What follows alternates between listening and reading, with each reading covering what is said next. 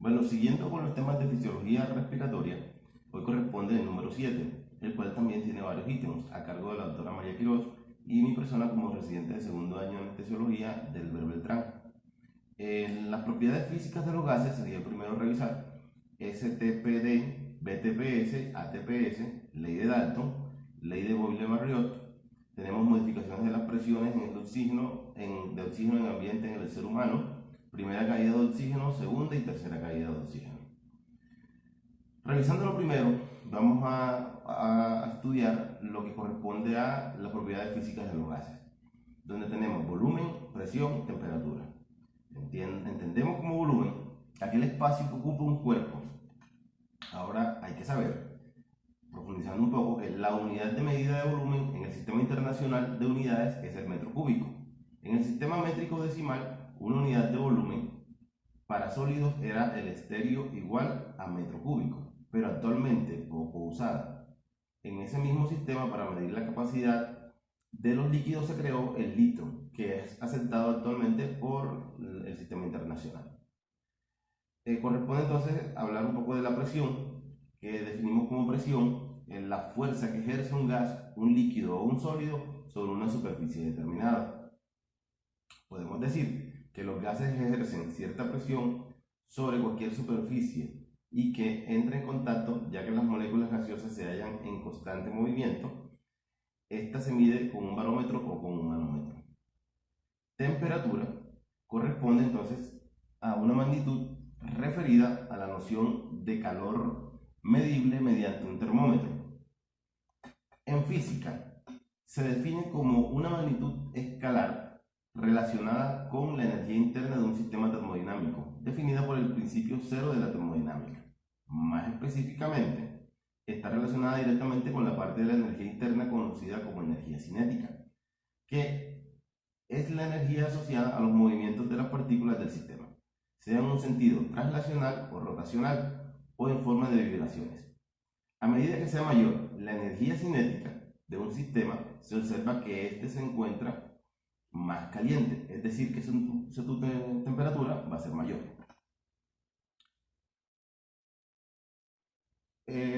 Corresponde pues hablar la siguiente lámina a las condiciones STPD, por su abreviatura y sus siglas en inglés. La S corresponde a estándar, la T a temperatura, la P a presión y la D, que es dry, que traduce como seco. Aquí, ¿qué pasa? La temperatura es 0 grados centígrados, la presión es 760 milímetros de mercurio y la saturación es igual a porcentaje. Estas son las condiciones físicas estándar. Las condiciones BTPS, donde su traducción y abreviatura, B es body, cuerpo o corporal, la T temperatura, la P presión y la S viene de saturación. Estas son condiciones corporales en las que la temperatura es 37 grados centígrados, la presión es 760 milímetros de mercurio y la saturación es el porcentaje de vapor de agua generado por 47 milímetros de mercurio de presión al 100%. Las condiciones ATPS, que traduce la A ambiente o ambiental, la T temperatura, la P presión y la S de saturación. Estas son condiciones ambientales o espirométricas en las que la temperatura es la ambiental y la presión es la barométrica y la saturación depende de la temperatura respectivamente. En la siguiente lámina debemos revisar la ley de Dalton, que es otro de los ítems. ¿Qué establece la ley de Dalton? Dice que la presión de una mezcla de gases que no reaccionan químicamente es igual a la suma de las presiones parciales que ejercería cada uno de ellos si solo uno ocupase todo el volumen de la mezcla, sin variar la temperatura. La presión total de una mezcla es igual a la suma de las presiones parciales de sus componentes, como lo vemos en la figura. En esta figura observamos varios recipientes con varios tipos de gases. Cuando se coloca en un recipiente estos entre sí no reaccionan. Las partículas de cada una de ellas chocan contra la pared del recipiente independientemente de la presencia de otros gases. La ley de Boyle y Marriott relaciona el volumen y la presión de una cierta cantidad de gas mantenida a temperatura constante. En este gráfico que tenemos, en esta lámina, observamos esta relación. Ahora bien, Según Boyle y Marriott, todo gas ejerce una presión, la cual es dependiente del volumen del recipiente que lo contenga, puesto que los gases son compresibles. Si tenemos, por ejemplo, un gas contenido en un recipiente con capacidad de 1 litro, el gas ejerce una presión X. Si el volumen del continente se reduce a 0.5 litros, entonces la presión será mayor que X. Si el volumen del continente se incrementa a 2 litros, la presión será entonces menor que X. Esto quiere decir que la presión y el volumen interactúan en forma inversamente proporcional si la temperatura es constante. Palabras entendibles de la ley de Boyle-Marriott. ¿Qué expresamos? Que la presión es el resultado del número de moléculas en movimiento por unidad de área. Como vemos en el dibujo, el volumen y la presión de un gas es un conjunto que dependen de la masa gaseosa, siendo m la temperatura, siendo la masa m y t la temperatura, como lo vemos ahí, y la constante del gas que lo catalogamos como K, excepto para el vapor de agua, que es el gas no ideal. Esta afirmación se expresa a través de la ecuación de los gases ideales, que es presión y volumen igual a KNT. Y recordemos que estamos hablando entonces de ¿qué? De vapor, de masa y de temperatura. Entonces, si la temperatura y masa son constantes, entonces el producto de la presión-volumen será constante. Ahí vemos otra ecuación donde la presión-volumen es igual a K, o la presión es igual a K1 sobre volumen. Siguiendo con la temática, tenemos las modificaciones de las presiones de oxígeno en el ambiente, en el ser humano. Entonces, el cálculo de la presión parcial de un gas se deriva de las afirmaciones anteriores, como ya lo habíamos expresado, de la ley de Dalton y de la ley de Boyle-Marriott. Ahora bien, será el producto de la presión atmosférica con la concentración del gas. Entonces, la presión parcial de oxígeno en el aire ambiental puede expresarse como presión de oxígeno en el aire igual a presión atmosférica por 0.21. Como lo vemos en la ecuación. El cálculo de la presión parcial, como les decía, y como se explicaba en la ecuación anterior, se deduce que la presión parcial de oxígeno en el aire es dependiente de la presión atmosférica, puesto que su concentración a 0.21% es constante, como ya lo sabemos. Entonces, el elemento crítico para la determinación de la disponibilidad ambiental de oxígeno, referido a presión y no a volumen, es la presión total que ejerce la columna de gases ubicada sobre un cuerpo situado en un punto cualquiera de la superficie terrestre. Concepto conocido como presión atmosférica y que en las ecuaciones siguientes lo vamos a encontrar como PATM, cuyo valor es dependiente de la altura sobre el nivel del mar, la cual modifica la longitud de la columna de gases y por tanto la presión de manera inversamente proporcional. A mayor altura, menor presión atmosférica y viceversa. En la gráfica vemos la altura sobre el nivel del mar en metros y vemos la presión atmosférica en milímetros de mercurio. Por ejemplo, si en Popayán tenemos una presión atmosférica de 620, ¿cierto? A una altura sobre el nivel del mar de 1730. Y si nos vamos al Everest, vamos a encontrar la altura sobre el nivel del mar 8884 con una presión atmosférica de 252. El oxígeno en la atmósfera sigue siendo un 21%.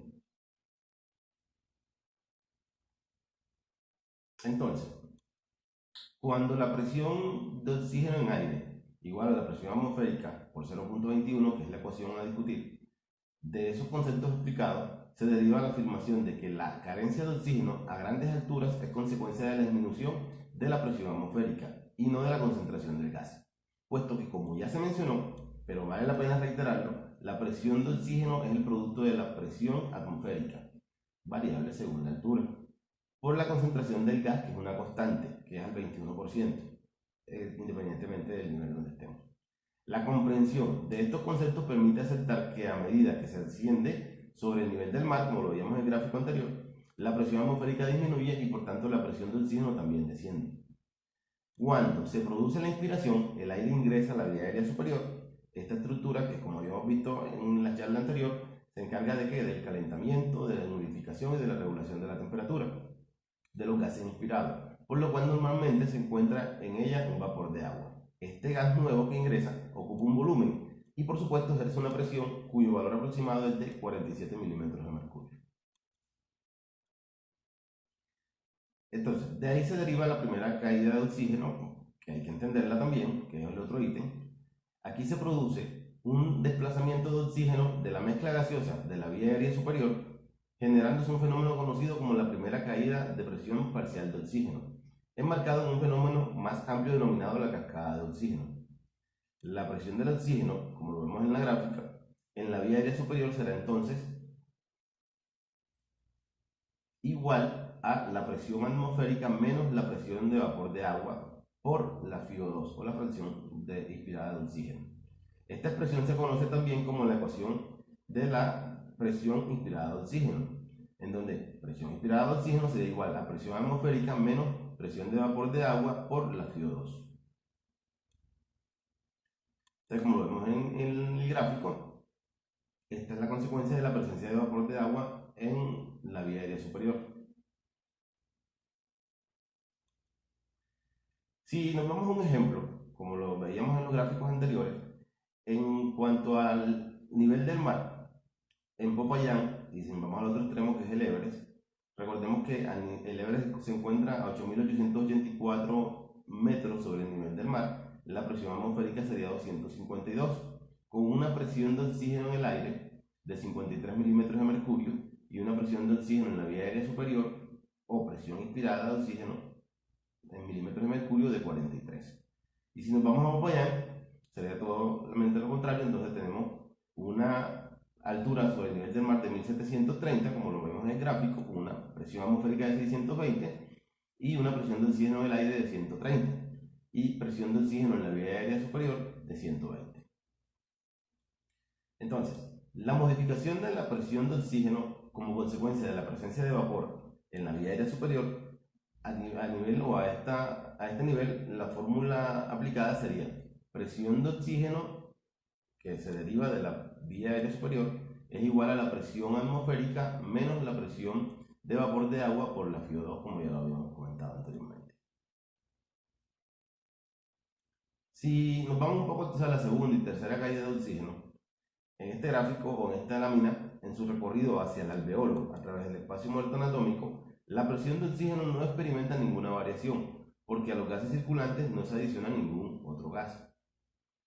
No obstante, más allá, en el ámbito alveolar, aparece un gas diferente en la mezcla del CO2, que es el CO2, el cual normalmente está saliendo del capilar para ser eliminado en la fase expiratoria del ciclo ventilatorio.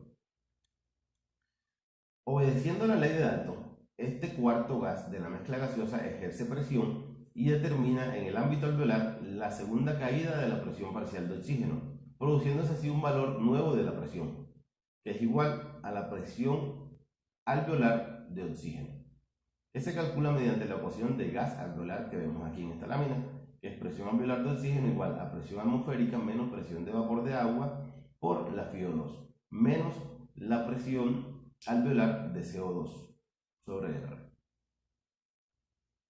La primera parte de la ecuación es ya conocida como presión inspirada de oxígeno. De ella se debe restar la presión alveolar de CO2, cuyo valor es igual al de su presión arterial de CO2, debido a las características de difusibilidad y solubilidad de este. El valor de la presión alveolar de CO2 o de la presión arterial de CO2 se obtiene directamente del análisis gasométrico. Este debe dividirse por la relación de intercambio gaseoso R en la ecuación. Ahora tenemos el valor R, la cual expresa la relación entre oxígeno y CO2 difundidos a través de la membrana alveolo capilar. Su valor normal va de 0.8 hasta 1, por lo cual no suele utilizarse en la práctica. Entonces, la presión de utilidad clínica se transforma en presión alveolar de oxígeno igual a presión inspirada de oxígeno menos presión alveolar de CO2. Otro aporte que investigamos en cuanto a la tercera caída de oxígeno es que, como lo vemos en el gráfico, la presencia del shunt anatómico junto con la sangre proveniente de zonas con relación ventilación-perfusión bien determinan la tercera caída en la presión parcial de oxígeno. Se establece entonces un gradiente o una diferencia alveolo arterial de oxígeno, como lo vemos en su expresión, que es de A a oxígeno, el cual tiene un valor de entre 5 y 10 milímetros de mercurio, cuando se respira un gas con una FiO2 de 0.21. Con esto pues terminamos el tema y espero que haya sido bastante explícito. Muchas gracias.